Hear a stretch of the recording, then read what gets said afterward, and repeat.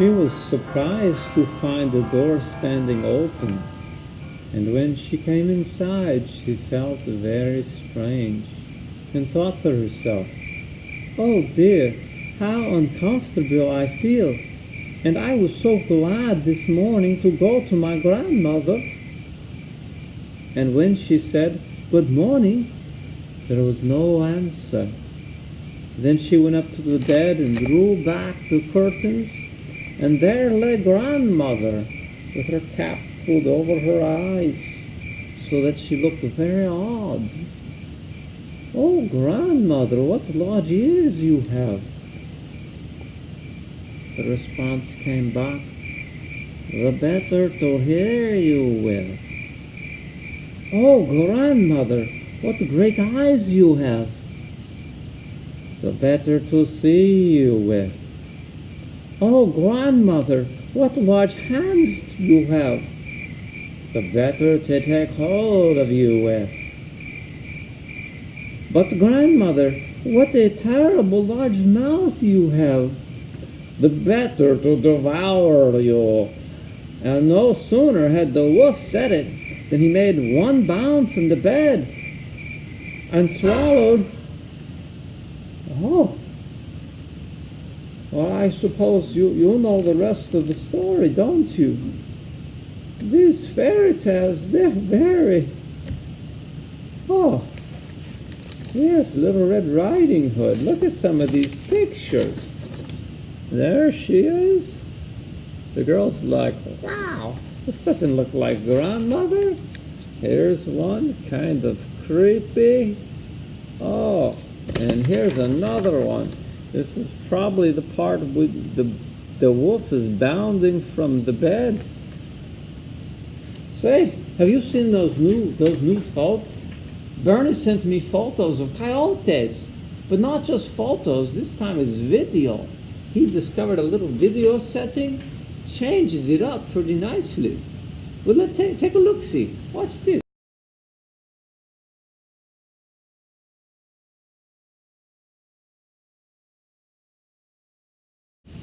Now, I've seen plenty of Bernie's pictures, still pictures of deer, but as soon as I saw this video of the deer, they just look strange to me. Just to see the mannerisms, how they move, how they interact with each other, it's just, they're much more sensitive, and the movement, even when someone like Bernie is out there hunting them, he does not pick up this level of detail. They're in close. They're sniffing the body of the dead deer laying there. Yeah.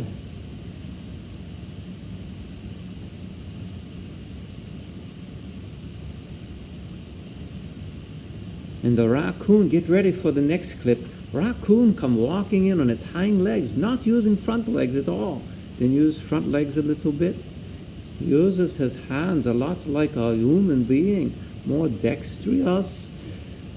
Here he comes. He's walking in, not using his front legs. I don't know if you caught that, but he just walked in on hind legs. Now he's digging around, looking for goodies in the chest, the rib cage.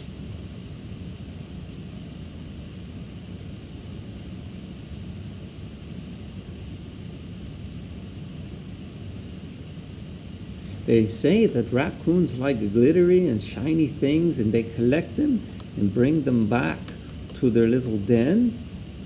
I believe that's true. Do not know for sure. This fox likes to scratch, tries to rip open the skin and get down to the goodies. I don't know if he thinks he's going to drag that big boy off, but I like how this little guy bites and his little tail winds back. Very determined to get some lunch. Well, maybe more like a midnight snack. Looks tasty. Tastes like fried chicken. Ooh. Here the raccoons are sparring. They're fighting over their midnight snack. This one on the left is saying, "This is my meat. You stay back." The other one's like, "But I'm hungry." Ooh. Watch the dog. He just marked his territory like a doggy. Lifted his little leg. He's saying, this is my... Lot of animals all fighting over this little tasty morsel. Here the video picks up mist kind of moving through. Yes.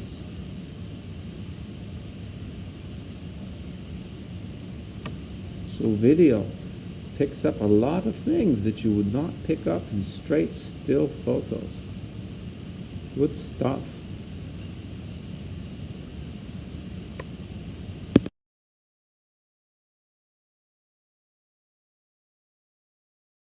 So you want to begin by choosing colors of paper. I like to have a dark piece, then a light piece, and then another dark piece. So you have contrast between the layers. Then draw the biggest fish you can imagine on your first piece of paper. I chose blue.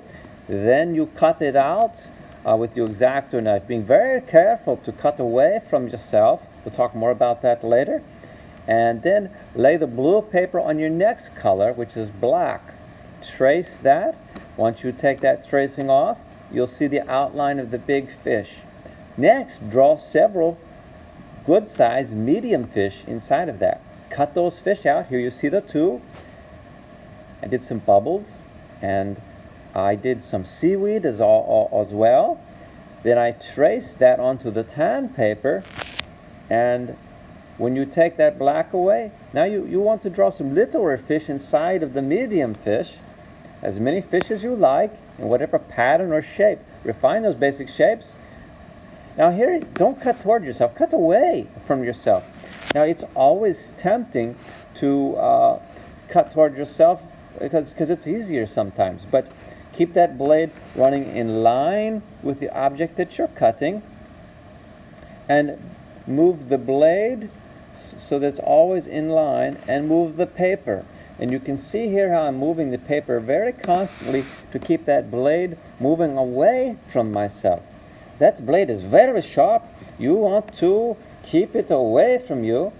And there are also little details like the fins. Sometimes I would just cut out the outline of the fishy and then go back and cut out the little fins later. With the little details, sometimes it's good to cut toward the body of the fish rather than away from the body of the fish. This preserves the little details better. But try to see what works for you, and it'll probably turn out just fine. Make sure you do this cutting on heavy cardboard so you're not cutting up your table. Once you've got that cutting done, put your next color under, which is dark gray, and trace all the fish, just the fish you want to put more fish in. That's the two biggest ones I had left. Put a little drawing of fish inside of both of those, then cut those out. You see that cut out there? And then our final one little fish in the biggest of the two. And here you get to the end, you see, oh, very beautiful. You get to see the circle of life, what ate what, and it kind of blows your mind.